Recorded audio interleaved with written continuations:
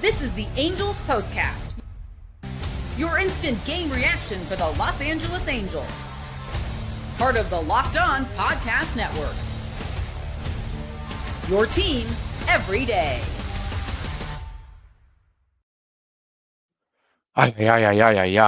Hello, Halo Nation. Hello, Halo hopefuls, and welcome back to the latest edition of the Locked On Angels Postcast. Coming at you live, as always, after every single Angels game, right here on the Locked On Angels YouTube channel and after the fact, both on the channel and wherever you get the Locked On Angels audio podcast feed. If you don't know who I am, what's going on, everybody? My name is Gavin Carlson, former credentialed journalist in the Los Angeles area, spent 4 years covering UCLA sports with the Daily Bruin, where it is I was about to say where it's your team every day, but now in year 2 with the Locked On Podcast Network, where it is your team every day. Our team is the Angels, and boy, oh boy, this might be the boiling point, folks. The Angels fall 9-3 in Seattle. They lose their 5th game in a row. They've now lost 7 of their last 8.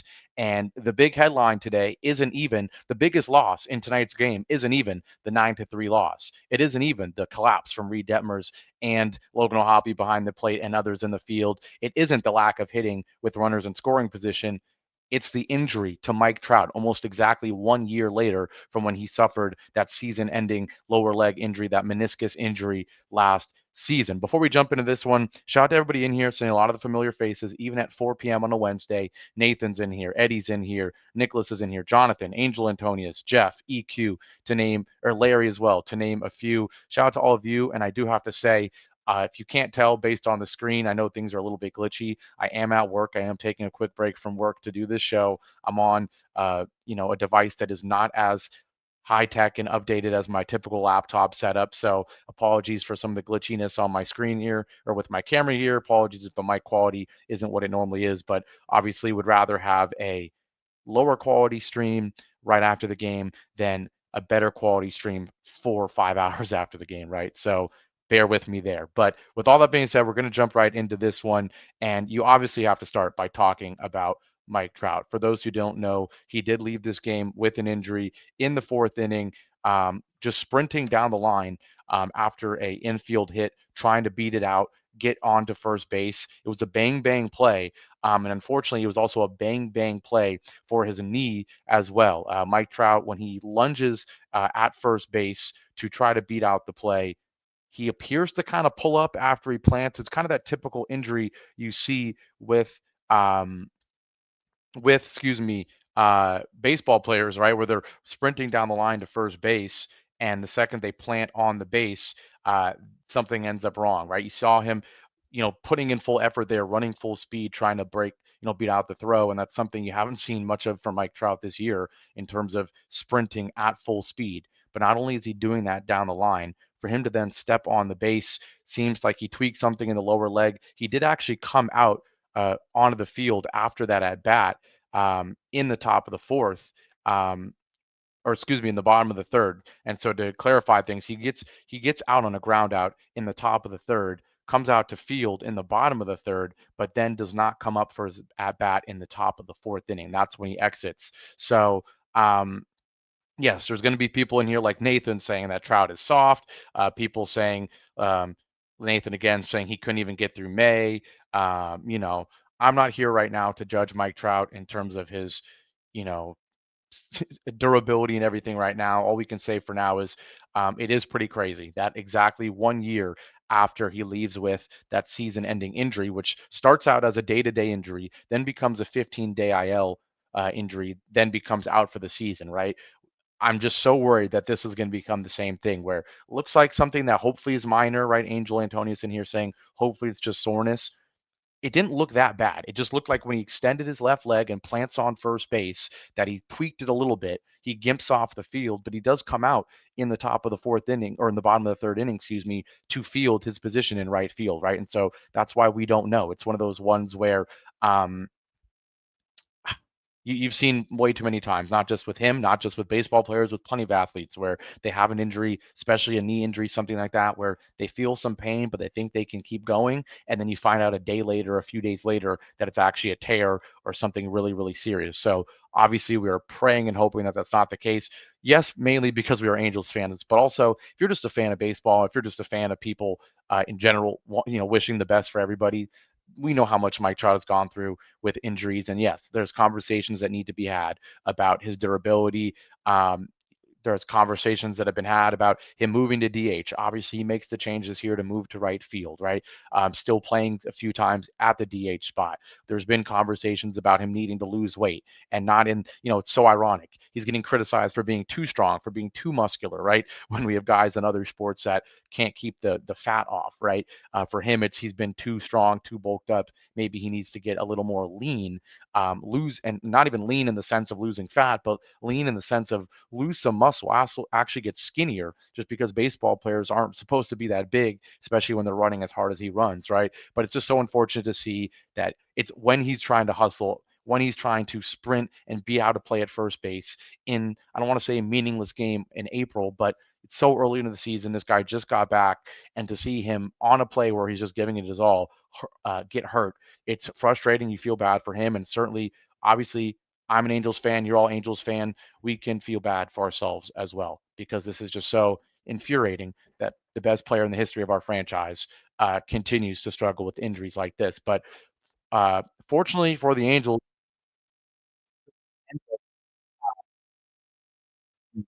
headphones here. We're all right. There we go. But unfortunately, uh, the remainder of this game, the Angels actually played pretty well until the end of the game. For those who weren't following, it was 3-3 going into the late innings. Tyler Anderson gave you a quality start where he's able to only allow 3 innings, eat up, or 3 runs, eat up multiple innings. But then things absolutely fall apart and the towards the end of the game, and it starts when Reid Detmers comes in, and this is so frustrating because we know how we felt about Reid Detmers, the conversations we've had, the debates that have been had about him, not only as a pitcher in general, but if he is good enough to be in the rotation, or if he does belong in the bullpen, or does he even belong in the bullpen? Does he belong in this roster in general? And he's had a couple really good performances out of the bullpen in his recent outings, right? He's given you multiple outings where he's done exactly what you want from a former starting pitcher, move to the bullpen, eat up a couple innings, you know, obviously try to give up no runs, give up no hits, do, have as clean of an inning as possible, but especially eating up innings, not just pitching 2 at bats or something like that. Getting 1, 2, maybe even 3 innings, right? He's been able to do that a couple times, but he comes in here in the bottom of the seventh or excuse me, in the bottom of the sixth, and no, excuse me, the bottom of the seventh, and things just don't go well for him at all. He starts it off with 2 singles and then gives up, or doesn't give up, has horrible luck, doesn't get help from Logan O'Hoppe, who ends up giving up the pass ball. And that kind of summarized another frustrating game for the Angels in every aspect. Not only does this team not hit normally, this time they finally get hits. They have 10 hits, but they're not able to convert with runners in scoring position. So you have the hitting, it was better, still not good enough. You only score 3 runs. It's still not good enough to win a baseball game in the opinions of many, right? You have your best player leave. But even in the field, you can't get that right, right? Reid Detmers, was he terrible in this inning? I don't know, because what would have happened if there was not the pass ball? You have to ask. But again, bottom of the seventh inning, leadoff single to Leo Rivas, back-to-back singles. This one from Taylor on a bunt, right? So it's again, it's like, can you really blame Reid Detmers for the bunt single? Obviously, it was bunted towards him, but first and second. On a base hit on a ground ball to Kevin Newman, not like it was some ball that was ripped. It was an 84 exit velo ground ball towards Kevin Newman, and then you have a bunt single. So just like that, it's first and second. You get a passed ball from Logan O'Hoppe that advances Rivas to third, Taylor to second. And so just like that, in the blink of the eye, Reid Detmers hasn't given up a hard hit base hit. And yet there's guys on second and third with nobody out. Again, he doesn't give up a hard base hit. A blooper 67, not a blooper, a ground ball 67.5 exit velo from Crawford, but it finds the hole. And just like that, 2 RBIs off of Reid Detmers. Technically, you see 3 singles, 2 RBIs, but in reality, he didn't really give up a hard hit. Then Julio Rodriguez comes up and he absolutely does get a hard hit. Hits at 401 feet to center field, gets over Kyron Paris's head. Crawford's able to score all the way from first, and just like that, it's 6-3. And then to make matters worse, Rodriguez on second now, and another weak hit. This one, another weak ground ball off the bat of Kyle Raleigh, and that's able to score Julio Rodriguez. So just like that, Detmers, he comes into a 3-3 ball game in the bottom of the seventh and gives up 4 runs. You can't fully blame it on him, obviously, because there's 3 weak hits in this, or excuse me, 4 weak hits in this inning. 4 weak singles. Rivas, Taylor, Crawford, and Raleigh all had weak hits, but there were 4 hits, and then there was a double from Julio Rodriguez that was absolutely crushed. So you can't give Reid Detmers a pass as well. And obviously, Logan O'Hoppe's pass ball did not help one bit. Detmers, I mean, it couldn't have been a worse performance from him, coming out and giving up all those runs. And what's been an okay start to the year becomes a horrible stat line, right? 5 hits, 5 earned runs, doesn't record an out. The ERA jumps up to 5.79. And so now a guy you're looking at as a potential solid option out of the bullpen has horrible stats, now horrible confidence going into his next outing. And once again, a quality start, this one from Tyler Anderson, is wasted once again. The only bright spot, I guess you could say, was in the immediate when Ryan Johnson comes in for a second. It looks like he's actually going to have a pretty impressive um, outing, right? Coming in for Detmers. He does give up a single to Randy Arozarena, then walks Mitch Garver. So at first, it's not looking good at all. But when Jorge Polanco, of all people, comes in with the bases loaded and nobody out, he's able to get a pop up. Then he's able to strike out Ben Williamson. And some people are saying here that the plan after this was to have him taken out, but Ryan Johnson, I guess there was a miscommunication. He does not come out, and then he ends up having to pitch to Rivas, 2-2 pitch with the bases loaded, and he throws a cutter right down the middle that Rivas gets for a base hit, and both Raleigh and Rosarena are able to score, and that absolutely blew this one open and made it 9-3. So frustrating, right? That Detmers doesn't really give up that many hard hits and yet gives up 4 runs, ends up being 5 earned runs because of the 2 out, bases loaded, 2 strike base hit off of Rivas, off of Ryan Johnson. And just like that, it was all she wrote. Obviously, you're down 9-3 and you lose your best player of all time in Mike Trout. Really insult to injury, just about the worst loss you can have. The Angels have now lost 5 in a row. They've now lost 7 of their last 8. And after starting 8-4, the Angels are now 12-17 going into a home stand against the Detroit Tigers. We're going to take our first break. And when we come back, I'm going to talk about why this game specifically feels like the boiling point. I see a lot of people on Twitter, see a lot of people in the comment section saying this is a loss that has them fed up. We'll talk about that after our break here on the Locked On Angels Postcast.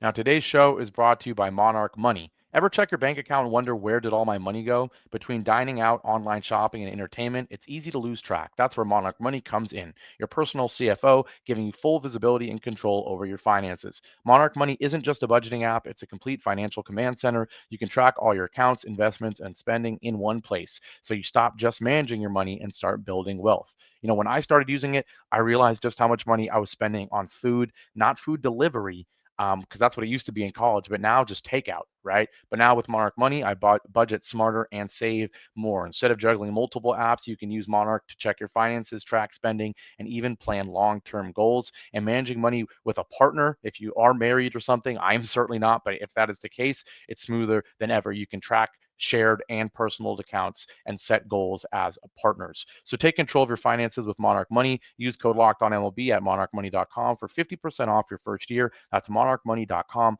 code LOCKEDONMLB for half off your first year. Today's show is also brought to you by Wonderful Pistachios. If you're looking for a snack that's both delicious and nutritious, crack into a good source of protein with Wonderful Pistachios. Now, we've talked about it a lot, right? I love Wonderful Pistachios because it's one of the highest protein nuts. Each 1 ounce serving has 6 grams of protein, giving you over 10% of your daily value. Plus, they're packed with fiber and better for you unsaturated fats to help keep you feeling fuller longer. I love the no shells variety, whether I'm racing to work in the car, in LA traffic, in the morning, after the gym, and I need that post lift protein, or if I'm at my desk, busy working, busy doing shows in between work, and need protein as well. The no shells variety is money. But if you love cracking open every shell for that satisfying crunch, the in shell options are a classic favorite as well. So get snacking and cracking with a snack that packs a protein punch. Visit with wonderfulpistachios.com to learn more.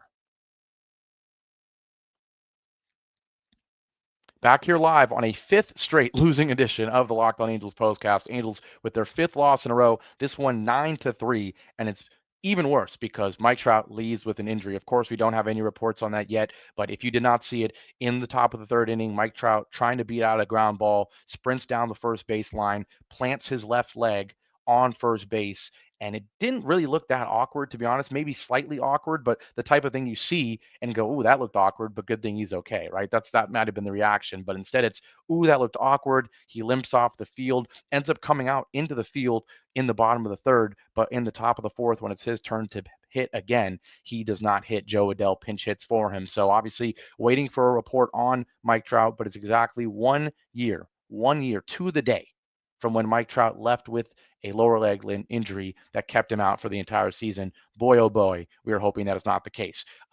In addition to that injury, an insult to injury being the loss, Angels fall 9-3, despite a quality start from Tyler Anderson where he gives up three runs in 6 innings. It's Reid Detmers who blows it up in the bottom of the 7th. He gives up 5 hits, has the pass ball from Logan O'Hoppe, multiple RBI singles given up on weak contact, but he did have a huge double from Julio Rodriguez as well. So can't really feel too bad for him, but 2 errors, horrible outing from Detmers, not great from Ryan Johnson either, and the Angels fall 9-3. We have to talk briefly about the hitting because ironically, the Angels, who have been infuriating us because they've had 10 strikeouts in just about every game in this skid, well, they only struck out 4 times, they walked 3 times, and they get 10 hits for once. The lineup does everything we've been begging for them to do. They still get a home run from Jorge Soler. They still get Zach Neto having his 6th RBI, O'Hoppe his 14th RBI, Jorge Soler his 11th RBI, and 2 out RBIs from Soler and O'Hoppe. But the main issue, 9 left on base, and the team goes 2 for 12 with runners in scoring position. So you finally have double-digit hits, not double-digit strikeouts. You still hit a home run, and yet you only get 3 runs to show for it because you go 2 for 12 with runners from scoring position. Obviously, a few guys did have solid performances. O'Hoppe, 2 for 4 with the RBI. Soler, only 1 hit, but it is the solo shot. And Zach Neto continues to stay relatively hot. Only 1 hit here, but he does have that RBI as well in the leadoff spot. Sean Newell goes 1 for 3 with a run and gets on via the walk twice. He's actually been doing that quite a bit. I think he has 6 walks in his last 7 or 8 games or something like that. So you certainly love to see that from him. Mike Trout goes 1 for 2. But does leave with the injury, of course. Adell goes 1 for 3 in his place. Rengifo 1 for 4. Campero gets the rare appearance. He goes 1 for 3 with a walk as well. Kyron Paris, the only guy who doesn't get on base in the lineup, 0 for 4 with 2 strikeouts, and he's right back to the bottom of the bullpen. Of the lineup. We've got even Mariners fans like Kurt in here saying, even as a Mariners fan, I feel sick for Mike Trout. It's pretty much the same kind of thing that happened to Ken Griffey when he went to the Reds in 2000. He couldn't stay healthy.